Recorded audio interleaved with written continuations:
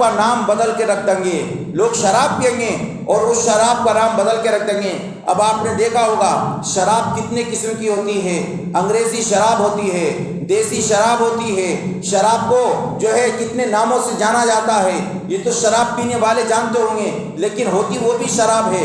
حضور نے فرمایا ایک زمانہ ایسا آئے گا لوگ شراب پئیں گے اور میری امت کے لوگ اس شراب کا نام بدل کے رکھ دیں گے۔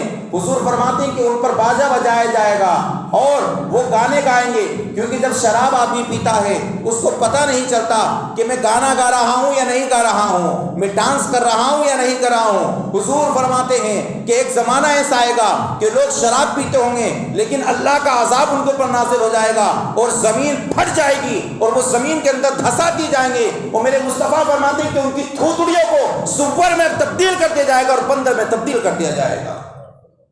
آپ اندازہ لگائیے کہ شراب پینے والی کی تھوتڑی صورت یا تو سور کی طرح کر دی جائے گی یا بندر کی طرح کر دی جائے گی۔ کس قدر سخت عذاب حضور نے فرمایا ہے شراب پینے کا۔ اس لیے آپ کبھی بھی شراب پینا تو بہت بڑی بات ہے، شرابی آدمی کے پاس بھی مت بیٹھیے گا، شرابی آدمی کے پاس بھی مت بیٹھیے گا۔ شراب پینا تو بہت بڑی بات ہے۔ شرابی آدمی آپ کے گھر میں داخل ہوتا ہو اس کا ہاتھ پکڑ کے گھر سے باہر نکال دیجیے گا، شرابی آدمی کے قریب مت بیٹھیے گا۔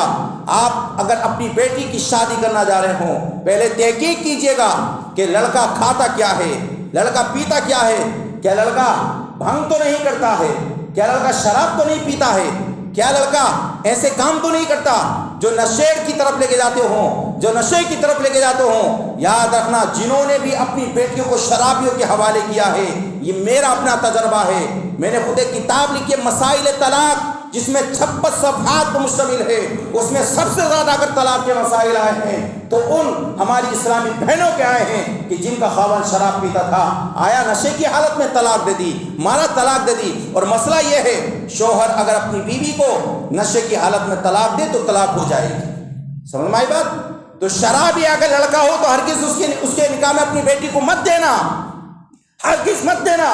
شرابیوں کے نکاح میں اپنی بیٹیوں کو ہرگز مت دو، وہ لاکھ کروڑوں پتی ہو، اربوں پتی ہو، خربوں پتی ہو، کسی غریب کے ہاتھ میں بیٹی کا ہاتھ تھموا دینا، لیکن کروڑ پتی شرابی کے ہاتھ میں اپنی بیٹی کا ہاتھ مت تھموانا، کیونکہ شرابی کتنا ہی بڑا دولت مند کیوں نہ ہو جائے، کتنا بڑا شہرت مند کیوں نہ ہو جائے، کتنا بڑا جائیداد والا کیوں نہ ہو جائے، لیکن شرابی شرابی ہوا کرتا ہے، نشے والا ہوا کرتا ہے۔ جب آدمی شراب پی لیتا ہے اسے کسی کی عزت کی کوئی پرواہ نہیں ہوتی، اسے خود اپنی عزت کی پرواہ نہیں ہوتی۔ کتنے ایسے شرابی ہیں کہ جنہوں نے نشے کی حالت میں اپنی ماں کی گردن کو تن سے جدا کر دیا، اپنے باپ کی گردن کو تن سے جدا کر دیا۔ تو جب ایک شرابی نشے کی حالت میں اپنے باپ کو نہیں بخش سکتا ہے، اپنی ماں کو نہیں بخش سکتا ہے، اپنے بھائی کو نہیں بخش سکتا ہے، تو وہ کیا کسی کی بیٹی کو بخش دے گا؟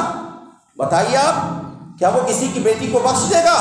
ہرگز نہیں بخشے گا۔ اس لیے آپ کبھی بھی شراب کے قریب مت جانا، اور کوئی شرابی ہو تو اس کے قریب بھی مت جانا، کوئی شرابی ہو تو اس کے قریب بھی مت جانا۔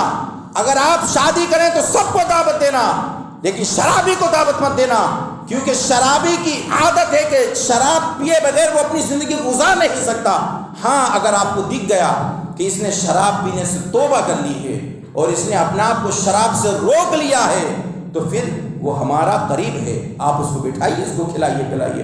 حضور نے ان برتن میں پانی پینے سے منع فرمایا ہے کہ جن برتن کے اندر اہل عرب شراب پیا کرتے تھے، ان برتن تک میں حضور نے پانی پینے سے منع فرمایا۔ وہ الگ بات ہے، پھر بعد میں حضور نے اس کی اجازت دے دی، کیونکہ اس وقت ان برتن میں اگر پانی پینے کی حضور اجازت دیتے تو لوگوں کو برتن یاد آ کر شراب کی یاد آ جاتی۔ کہتے نا محبوب کا اگر کپڑا بھی دکھ جائے تو محبوب کی یاد آتی ہے، محبوب کی اگر چپل بھی دکھ جائے تو محب کو محبوب کی چپل دیکھ کر اپنی محبوب کی یاد آ جاتی ہے۔ ایسی شراب ان کی ایک محبوب تھی، اس برتن دیکھنے کے بعد شراب کی یاد آتی۔ حضور نے ان برتن میں شراب پانی پینے سے منع فرما دیا، لیکن جب شراب پوری طریقے سے حرام ہو گئی تو حضور نے فرمایا اب ان برتن میں پاک صاف کرنے کے بعد پانی پی سکتے ہیں۔ لیکن یہ سنیے، تقویٰ یہ ہے کہ جس برتن میں شراب پی گئی ہے اس برتن میں آج بھی پانی نہ پیا جائے۔ جس برتن میں شرابی نے پانی پیا ہے، یہ تقویٰ ہے، اس برتن سے پانی نہیں پیا جائے، یہ تقویٰ ہے، اس پر عمل کرنا چاہیے۔ بس آپ سے گزارش ہے، آج کے دور میں نوجوان تقریباً مجھے تو ایسا لگتا ہے 50% نوجوان جب نیا سال آتا ہے تو شراب پی کے جو ہے نشے میں گھومتا ہے. نوجوان تو بہت بڑی بات ہے. آج کے دور میں کچھ ہماری ماں بہنیں بھی ایسی ہیں, اسلام کی شہزادیاں بھی ایسی ہیں جو شراب کرتی ہیں, وہ نشہ کرتی ہیں, اپنی زندگی کو گزار رہی ہیں. اللہ تبارک و تعالی اس غلط حرکت سے, اس غلط فعل سے, اس غلط عادت سے ہمیں بھی, ہمارے بھائیوں کو بھی, ہماری بہنوں کو بھی بچنے کی توفیق عطا فرمائے. آپ کو خیال کرنا ہے کہ ہمارا بیٹے کی دوستی کس کے ساتھ ہے. دوست بھی نیک تلاش کرنا چاہیے, سمجھ کے نہیں, دوستی انہیں سے کرنا چاہیے جو مسجد جو شرابی نہ ہو. اگر آپ کا بیٹا شرابیوں سے دوستی کرے گا تو لازمی طور پر دوست کا اثر دوست پر پڑ جاتا ہے, کیونکہ دوست کا دوست دوست ہوتا ہے, جس کا جس جس ہوا کرتا ہے. اگر آپ کا بیٹا شرابی کے پاس بیٹھے گا تو کہیں ایسا نہ ہو کہ آپ کا بیٹا شرابی بن جائے. جواری کے پاس بیٹھے گا تو کہیں ایسا نہ ہو کہ آپ کا بیٹا جواری بن جائے. تاش کھیلنے والوں کے پاس بیٹھے گا تو کہیں ایسا نہ ہو کہ آپ کا بیٹا بھی تاش کھیلنے والا بن جائے. اس لیے آپ دیکھیں کہ آپ کے بیٹے کی دوستی کس سے ہے. وہ شراب تو نہیں پیتا ہے, وہ جوا تو نہیں کھیلتا ہے, وہ تاش تو نہیں کرتا ہے. اگر دوستی کرنی ہے تو ایسے آدمی سے دوستی کرو جو مسجد کا نمازی ہو, کیونکہ وہ اگر مسجد کا نمازی ہوگا تو وہ جنت میں بعد میں جائے گا. پہلے اپنے دوست کا ہاتھ پکڑے گا, دوست کو بھی جنت میں لے کر جائے گا, خود بھی جنت میں چلا جائے گا. ایسے آدمی سے دوستی کرنی چاہیے, شرابیوں سے دوستی نہیں کرنی چاہیے, جواریوں سے دوستی نہیں کرنی چاہیے. بالکل صحیح کہہ رہا ہوں. ان حضرات سے بائیکاٹ کر کے آپ کو اللہ والوں سے دوستی کرنی ہے, ماں باپ سے, بھائیوں سے دوستی کرنی ہے. اللہ تبارک و تعالیٰ کی بارگاہ میں دعا ہے مولا کریم ہم سب کو غلط حرکات سے بچنے کی توفیق عطا فرمائے. ان اللہ و ملائکتہ یصلون علی النبی یا ایھا الذین آمنوا صلوا علیہ وسلموا تسلیما.